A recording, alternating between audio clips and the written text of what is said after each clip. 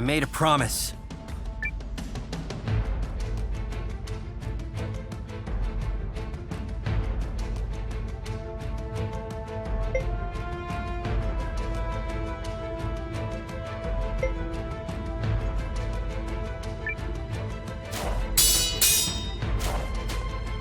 So be it.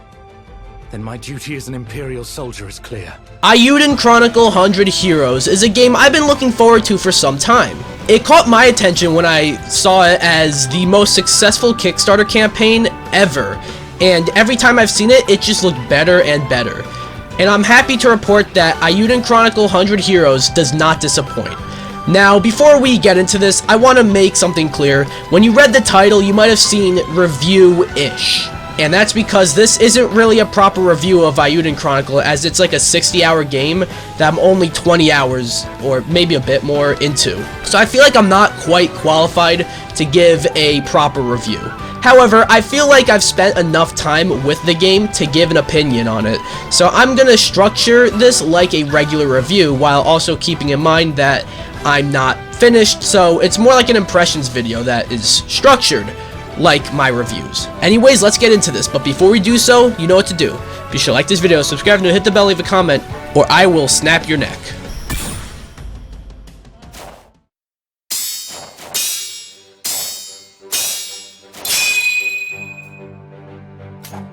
There's a lot of things I really loved when playing Eiyuden Chronicle 100 Heroes. The thing that really pops while looking at the game is the art style, obviously. But it's a solid mix of the HD 2D aesthetic that we've seen with Octopath Traveler, Triangle Strategy, Live Alive, and Star Ocean, the latter two are remakes, you know, while also having actual models and cinematic stuff in it. For example, the characters are all sprites, while stuff like bosses, which I'll get to later, are more computer animated character models, if you get what I mean. I don't really know how to, but you can see it, hopefully. I put it on screen. It sounds like it shouldn't work, but it meshes very well together, aesthetically. And as for the gameplay, well, it's mostly combat that I'm talking about, and it's almost your typical turn-based combat system, but a little different. Like, depending on what attack or ability you select, it changes when that character's turn is. I don't know if Suikoden was like this, something I forgot to mention, as this game is a spiritual successor to Suikoden, a series that I've dabbled in a little bit before, but not a whole lot. But regardless, the combat is engaging, but that's largely helped by the party members. And if you were wondering why this game is called 100 Heroes, that's because you can recruit over 100 characters into your party. I don't think I've ever seen anything quite like this. And the game makes sure that you are recruiting more and more characters. Like, there will be certain objectives where the game just tells you to go around and go around the entire world of the game and find new party members. Maybe not 9 times out of 10, but I want to say like 8 times out of 10. If there is an NPC that you can talk to and will say more than just one line to you, you can most likely recruit them into your party. It's really cool. I was also surprised by how every character in the game seems to be fully voiced. Every major character, at least. It just feels neat. Going back to the gameplay, though, specifically the battles, I think the boss fights are really sick. In battles in general, you have the option during, normal battles, to put the game on autopilot, or it's just called auto, but I think you can tell what autopilot or auto means, which could be neat at times. And while you could still do that with boss fights, it's best you don't, specifically with boss fights, because you actually have to strategize on how you're going to beat the boss. And some bosses have gimmicks. You can choose to attack the boss, or you can attack this other thing that enables a hit to the boss. You know what I mean? Again, it allows for cool strategies.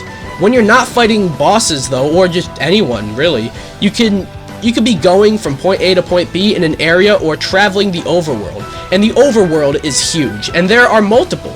Really makes this game feel all the more big. Then there's the music. If there is an RPG without good music, what are we doing here?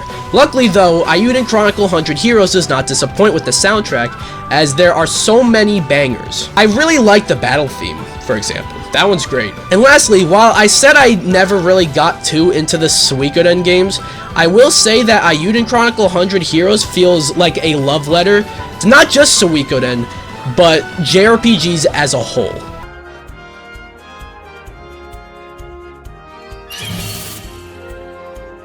Let's hunt.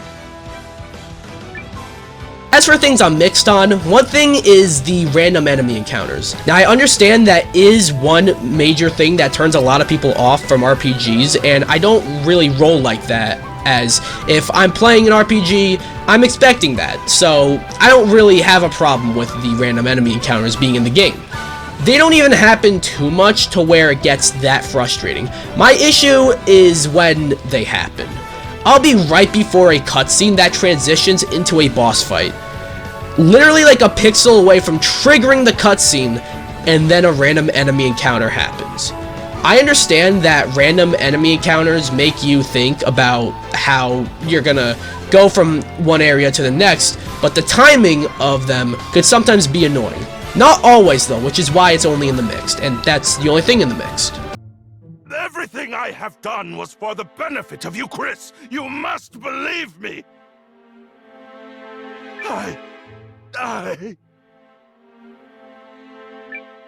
Now on to the bad. I feel the story isn't much to write home about.